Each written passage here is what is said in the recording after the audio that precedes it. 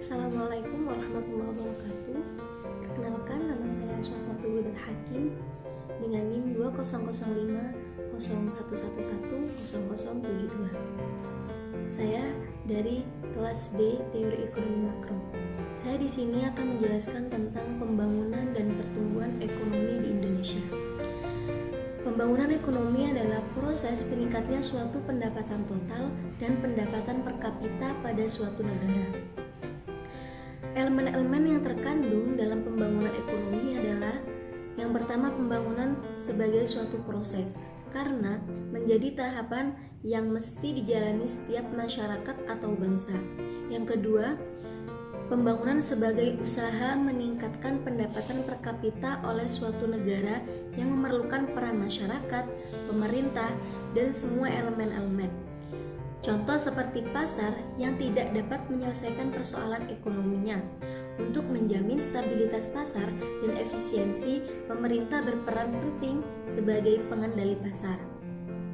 Yang ketiga, peningkatan pendapatan per kapita mesti berlangsung dalam jangka panjang. Perekonomian yang dikatakan berkembang harus memiliki peningkatan pendapatan per kapita dalam jangka yang panjang. Berikut beberapa tujuan pembangunan ekonomi. Yang pertama, meningkatkan ketersediaan barang dan jasa. Nah, meningkatkan ketersediaan barang dan jasa ini tidak hanya berbicara tentang produksi, tetapi juga tentang bagaimana memperluas distribusi barang-barang dasar penunjang kehidupan seperti kebutuhan pokok, makanan, minuman, tempat tinggal, pendidikan, kesehatan, dan perlindungan. Yang kedua, meningkatkan pendapatan per kapita. Pendapatan per kapita adalah salah satu jalan untuk menjadi lebih sejahtera. Selain itu, pendidikan yang lebih baik dan penyediaan lebih banyak pekerjaan adalah tujuan pentingnya. Kemudian, yang ketiga, mendorong kebebasan untuk membuat pilihan ekonomi dan sosial secara bertanggung jawab. Baik secara individu dan negara harus bebas dari perbudakan, ketidaktahuan, dan kesengsaraan. Berikutnya, pertumbuhan ekonomi. Pertumbuhan ekonomi adalah peningkatan aktivitas kegiatan ekonomi masyarakat yang berdampak positif pada jumlah produksi barang dan jasa di negara tersebut dengan periode tertentu dan menjadi tolak ukur untuk keberhasilan pembangunan ekonomi di masyarakat. Kemudian, apakah pendapatan per kapita dapat menjadi cerminan kemakmuran di Indonesia? Nah, dalam pertemuan minggu yang lalu dijelaskan bahwa pendapatan per kapita bisa menjadi cerminan kemakmuran di Indonesia, namun bisa juga tidak. Jika menggunakan perhitungan harga kos-kosan dapat menggambarkan kemakmuran negara karena dalam perhitungan harga kosan tidak dimasukkan inflasi di dalamnya. Di sisi lain, ada permasalahan pendapatan per kapita yang tidak bisa menggambarkan kemakmuran negara karena beberapa alasan seperti tingginya pendapatan negara hanya ditopang oleh satu sektor besar saja. Hal ini menyebabkan terjadinya ketidakmerataan. Yang kedua, semakin maju negara, biaya hidup juga semakin besar. Cost of living. Jika biaya hidup di suatu negara sangat besar dan pendapatan setiap masyarakat berbeda, tentu hal ini bisa berdampak pada kemakmuran di Indonesia. Kemudian, tingkat kemakmuran di Indonesia. Nah, Bank Dunia atau World Bank kembali menempatkan Indonesia ke golongan lower middle income country atau negara dengan penghasilan menengah ke bawah. Posisi ini membuat Indonesia turun kelas. Pada Juli 2020, Indonesia sebenarnya sudah menempati posisi upper middle income country atau negara dengan penghasilan menengah ke atas. Penurunan yang terjadi karena gross national income atau pendapatan nasional bruto Indonesia sepanjang tahun lalu merosot dari 4.050 US dollar menjadi 3.870 US dollar per kapita. Hal ini dikarenakan adanya pandemi COVID-19 yang belum membaik. Kegiatan masyarakat menjadi terbatas. Hal itu menyebabkan penurunan daya beli, konsumsi masyarakat yang menurun, pengangguran yang meningkat, kinerja sektor industri yang merosot. Kemudian, pemerintah dalam hal ini berusaha untuk mengembalikan Indonesia ke upper middle income. Namun, peneliti Institute for Development of Economics and Finance mengatakan target pemerintahan mengembalikan posisi Indonesia ke negara dengan penghasilan menengah ke atas kurang realistis. Untuk kembali naik kelas, pendapatan nasional bruto per kapita Indonesia paling tidak harus mencapai 4.100 US dollar. Nah, sedangkan Indonesia sendiri pada tahun ini hanya mencapai 4.050 US dollar dan merosot ke 3.870 US dollar. Tentu hal ini membutuhkan usaha yang sangat keras untuk mengembalikan Indonesia ke kelas upper middle income. Kemudian, faktor penentu pertumbuhan ekonomi. Nah, faktor yang pertama adalah tanah dan kekayaan alam. Mengapa tanah dan kekayaan alam? Sumber daya alam pada sumber alam atau tanah mencakup mengenai kesuburan tanah, letak dan susunannya. Kekayaan alam selain itu mencakup mineral, iklim, sumber air, atau sumber lautan. Tanah dan kekayaan alam dapat digunakan untuk memproduksi sebuah produk atau jasa. Contohnya kayu digunakan sebagai bahan utama untuk membuat sebuah bangunan. Tanah untuk lahan bangunan atau tanah juga dapat dijadikan untuk investasi. Kemudian jumlah atau mutu penduduk tenaga kerja. Nah, SDM merupakan faktor yang penting dalam pertumbuhan ekonomi.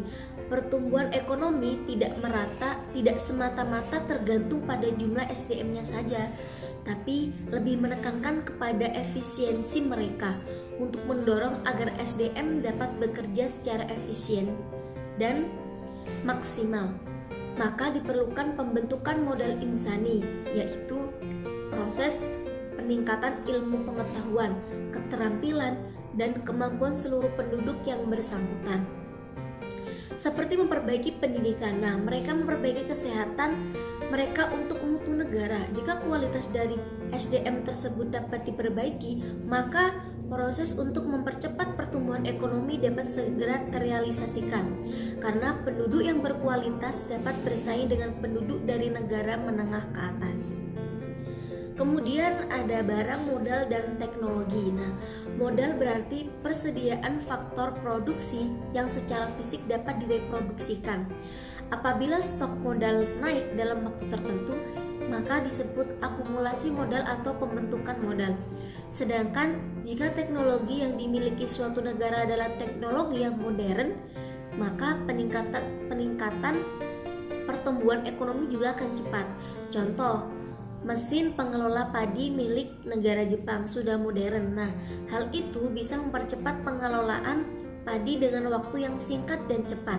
Secara otomatis, volume dari pengelolaan padi juga bertambah dalam waktu yang singkat. Selain itu, perubahan teknologi menaikkan produktivitas buruh, modal, dan faktor produksi lainnya. Kemudian, sistem sosial dan sikap masyarakat. Mayoritas penduduk di Indonesia masih terikat dengan kebiasaan atau penerapan norma tradisional, adat istiadat, dan lain-lain. Tentu hal itu akan memperhambat pertumbuhan Indonesia, dikarenakan masyarakat akan menolak hal itu atau perubahan baru seperti teknologi. Namun, di sisi lain, adat istiadat dan sifat tradisional perlu dilestarikan dan dibudayakan agar hal itu tidak tertinggal oleh zaman lalu pada akhirnya dan akan dilupakan. Kemudian, teori yang bisa digunakan untuk Indonesia saat ini adalah teori neoklasik. Mengapa harus teori neoklasik? Pada zaman sekarang ini adalah zaman modernisasi, di mana teknologi berkembang dengan sangat pesat dan dapat memudahkan pemakaiannya. Jika suatu negara teknologi digunakan sudah modern, menurut pandangan neoklasik, merupakan salah satu faktor pendorong kenaikan pendapatan nasional. Yang dimaksud dengan perkembangan teknologi dalam teori ini adalah penemuan-penemuan baru yang relatif lebih bersifat penghematan buruh, sehingga dengan adanya kemajuan teknis akan menciptakan permintaan yang kuat akan barang-barang kapital. Proses perkembangan ekonomi menurut teori ini adalah sebagai hasil hubungan harmonisasi antara faktor internal dan faktor eksternal ekonomi. Faktor internal ekonomi timbul karena adanya kenaikan skala produksi sebagai akibat adanya efisiensi hasil dari adanya mesin-mesin baru, spesialisasi, pasar yang lebih luas, dan manajemen yang lebih baik. Sedangkan eksternal ekonomi timbul sebagai akibat adanya perkembangan industri yang saling ketergantungan dan komplementer dari berbagai sektor produksi dan dalam perekonomian. Kemudian analisis masalah pembangunan di negara berkembang. Yang pertama, pertanian. Kuartal 1 2021, sektor pertanian tumbuh sebesar 12,93%. Untuk subsektor pertanian, peternakan, perburuan, dan jasa pertanian tumbuh 14,5%. Secara kumulatif pada semester pertama 2021, sektor pertanian tumbuh 1,75% dibanding semester pertama 2020. Besaran PDB di sektor pertanian pada kuartal kedua tahun ini sebesar 596,1 triliun.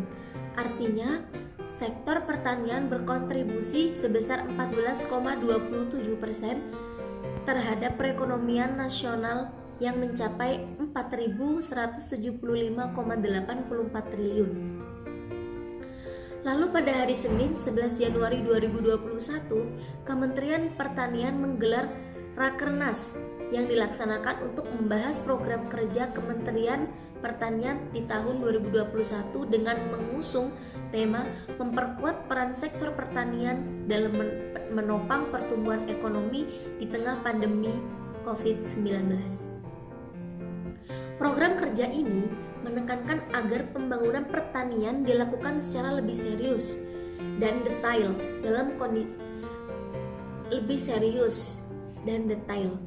Kemudian, dalam kondisi pandemi COVID-19 saat ini, sektor pertanian menempati posisi yang semakin sentral. Presiden Jokowi dalam pidatonya menyampaikan bahwa melambungnya harga komoditas kedelai impor beberapa waktu yang lalu berdampak pada pengrajin tahu dan tempe yang ada di Indonesia. Oleh sebab itu, Presiden menggarisbawahi pentingnya pembangunan pertanian pada komoditas pertanian yang saat ini masih diimpor. Pada kesempatan ini,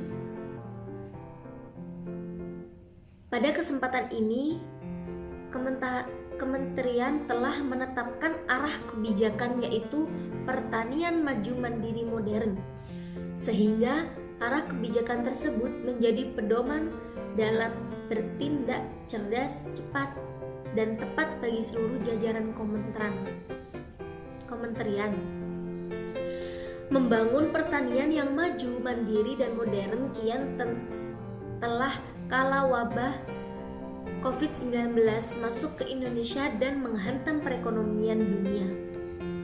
Kekurangan dana modal dan modal fisikal. Penyebab pendapatan masyarakat yang rendah dikarenakan tingkat pengangguran yang tinggi, kurangnya lahan pekerjaan, dan skill yang dimiliki adalah penyebab dari kekurangan dana tersebut. Badan Pusat Statistik BPS melaporkan jumlah pengangguran di Indonesia ada sebanyak 9,1 juta orang per Agustus 2021. Dengan adanya pengangguran ini, pendapatan masyarakat menjadi tidak merata, konsumsi yang tidak disalurkan, tidak ada keinginan untuk menabung atau melakukan investasi, sehingga siklus pembangunan ekonomi tidak dapat berputar dengan maksimal. Hal ini menyebabkan pendapatan masyarakat yang sangat rendah adalah keterbatasan sumber daya alam atau sumber modal. Jika alam sekitar tidak bisa memberi lagi keuntungan pada masyarakat, secara otomatis masyarakat mengalami kekurangan dana, khususnya pada pekerjaan di bidang jasa seperti pembuatan perabot dari kayu, mengelola keramik, dan lain-lain. Lalu contoh kasus yang pernah terjadi pada tahun lalu adalah negara Amerika mengalami perekonomian yang memburuk. Krisis keuangan yang pernah terjadi di Amerika menjadi masalah. Goncangan pada negara Amerika telah memberi dampak kepada perekonomian dunia. Gejolak perekonomian yang terjadi di Amerika Serikat telah mempengaruhi stabilitas ekonomi global di beberapa kawasan, keterbukaan ekonomi antar negara, dan kemungkinan terjadi resesi di suatu negara untuk mengarah dan mempengaruhi negara lainnya. Kemudian manfaat yang paling nyata dari masuknya investasi asing adalah meningkatkan pendapatan negara melalui pajak. Selain itu, menciptakan hubungan yang lebih stabil dalam lingkup perekonomian dua negara. Lalu salah satu yang menghambat perekonomian Indonesia saat ini adalah lambatnya pembangunan infrastruktur. Hal ini ditandai dengan kurangnya kualitas dan kuantitas infrastruktur dan prasarana, baik infrastruktur keras yang merujuk kepada jaringan fisik seperti jalan dan bandara, maupun infrastruktur non-fisik atau lunak seperti pasokan listrik, kesejahteraan sosial, dan kesehatan. Indonesia tampaknya memiliki kesulitan untuk mendorong pengembangan struktur dan secara cepat. Ketika keadaan infrastruktur di sebuah negara lemah, itu berarti bahwa perekonomian negara itu berjalan dengan cara yang sangat tidak efisien. Biaya logistik yang sangat tinggi berujung pada perusahaan dan bisnis yang kekurangan daya asing. Belum lagi dengan munculnya ketidakadilan sosial, misalnya sulit bagi sebagian penduduk untuk berkunjung ke fasilitas kesehatan, atau susahnya anak-anak pergi ke sekolah karena perjalanan terlalu susah atau mahal.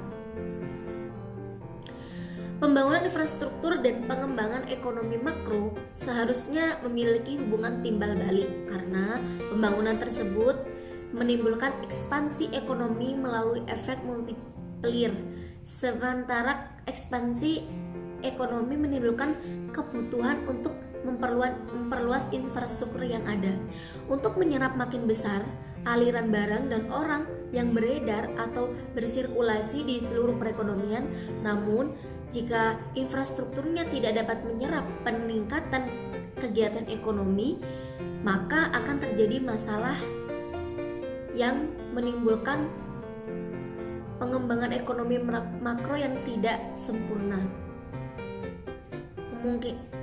Kemudian, peranan tenaga terampil dan pendidikan. Jika pada suatu negara memiliki penduduk tidak mempunyai keterampilan atau skill untuk bersaing dengan negara-negara maju, maka kita bisa tertinggal. Perusahaan akan menyaring karyawan yang memiliki keterampilan dan pendidikan yang memadai untuk menjalankan suatu perusahaan. Hal ini juga menyebabkan banyaknya pengangguran yang ada di Indonesia. Penyebab rendahnya tingkat pendidikan di Indonesia adalah pola pikir orang tua yang masih kolot.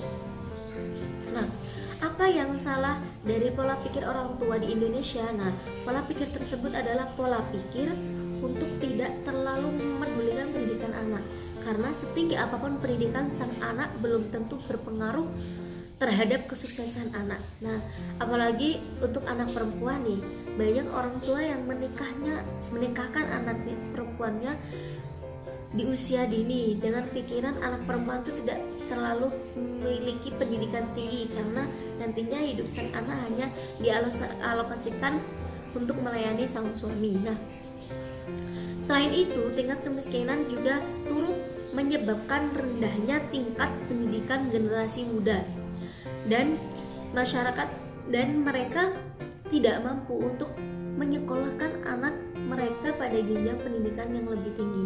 Mengapa demikian? Disebabkan pendapatan yang mereka peroleh hanya cukup untuk memenuhi kebutuhan pokoknya saja, dan mahalnya untuk menempuh pendidikan ke jenjang yang lebih tinggi. Dengan bantuan beasiswa dan program KIP, diharapkan bisa mengurangi masalah pendidikan yang rendah. Masalah institusi sosial, kebudayaan, dan politik. Lingkungan politik yang stabil bisa mempengaruhi bisnis perusahaan. Hal ini menambah resiko dan memicu kerugian yang besar bagi perusahaan. Seperti contohnya pemerintah mungkin menaikkan pajak yang terlalu tinggi untuk beberapa industri dan menurunkannya untuk yang lainnya. Keputusan itu akan berdampak langsung pada pembisnis, dan kenaikan pajak yang terlalu tinggi akan meningkatkan biaya dan penurunan keuntungan bagi perusahaan. Ketidakstabilan kondisi politik yang lain bahkan dapat menyebabkan kerusuhan, penjarahan, dan masalah-masalah yang timbul lainnya. Nah, tentu mengganggu operasional bisnis. Beberapa cara untuk mengatasi ketidakstabilan politik seperti memeriksa kondisi politik negara, negosiasi, membeli asuransi perlindungan usaha dari risiko politik. Cara berpikir yang tradisional bisa menjadi masalah juga, seperti menolak hal baru, menolak adanya teknologi modern, menolak belajar hal baru. Tentu hal ini bisa menjadi masalah karena masyarakat enggan untuk menerima modernisasi tersebut. Kemudian perkembangan penduduk pesat. Nah, pada perkembangan pertumbuhan penduduk yang tinggi dianggap oleh ahli ekonomi merupakan penghambat pembangunan. Mulyadi menyatakan bahwa tingginya angka pertumbuhan penduduk yang terjadi di negara sedang berkembang seperti Indonesia dapat menghambat proses pembangunan. Kemudian manusia berkembang sesuai dengan deret ukur. Sementara itu pertumbuhan produksi makanan hanya meningkat sesuai dengan deret hitung, karena perkembangan sejumlah manusia jauh lebih cepat dibandingkan dengan pertumbuhan produksi hasil-hasil pertanian. Berdasarkan teori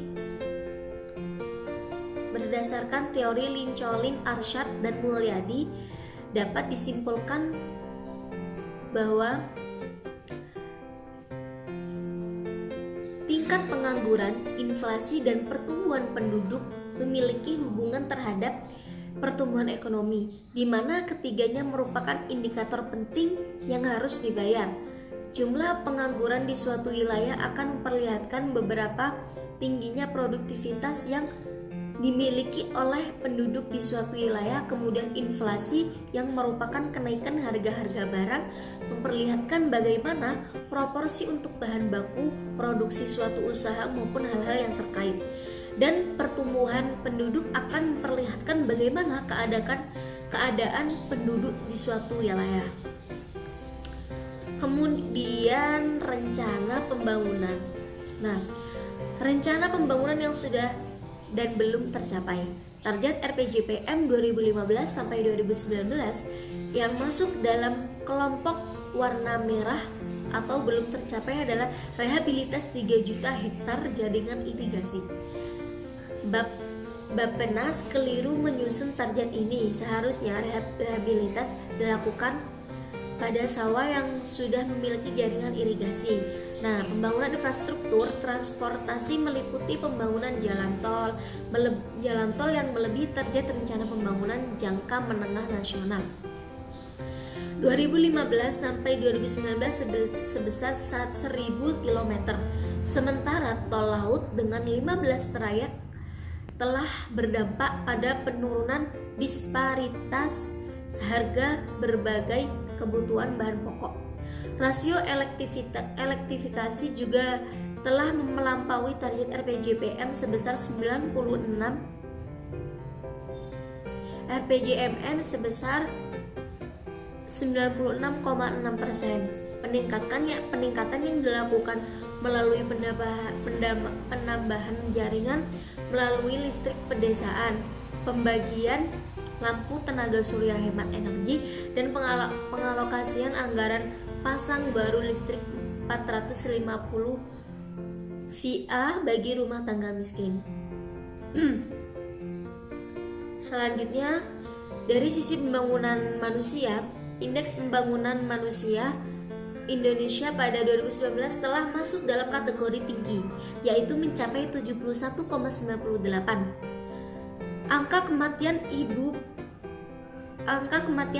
per 100.000 kelahiran hidup terus menurun, dan prevalensi stunting pada anak di bawah 2 tahun juga terus menurun. Dari sifat infrastruktur, peringkat daya saing infrastruktur terus meningkat dari peringkat 62 pada 2015 menjadi peringkat 52 pada 2017. Kemudian pembangunan Indonesia yang telah dilakukan 5 tahun ke belakang telah membuahkan capaian yang positif hingga triwulan keempat dalam 2 tahun 2019 pertumbuhan ekonomi di Indonesia telah mencapai 5,4 atau meningkat dibandingkan angka 4,88% pada 2015. Nah, tingkat inflasi bisa dijaga stabil pada kisaran 3% selama kurun waktu 5 tahun. Nah, tingkat pengangguran terbuka TPT pun terus menurun dari 6,18% pada 2015 menjadi 5,28% pada Agustus 2019. Begitu pula dengan angka kemiskinan 1 digit atau yang bisa diturunkan di bawah 10% mencapai 9,41% pada Maret 2019. Nah, saya bisa menarik kesimpulan di sini Indonesia mengalami kemerosotan yang sangat banyak dikarenakan pandemi COVID-19 yang tidak kunjung berakhir pada tahun 2020 sampai sekarang. Harapan untuk Indonesia ke depannya, semoga perekonomian Indonesia semakin meningkat dan semoga pandemi COVID-19 agar cepat berakhir. Sekian dari saya, semoga materi yang saya paparkan bisa bermanfaat. Terima kasih. Kurang lebihnya mohon maaf. Wassalamualaikum warahmatullahi wabarakatuh.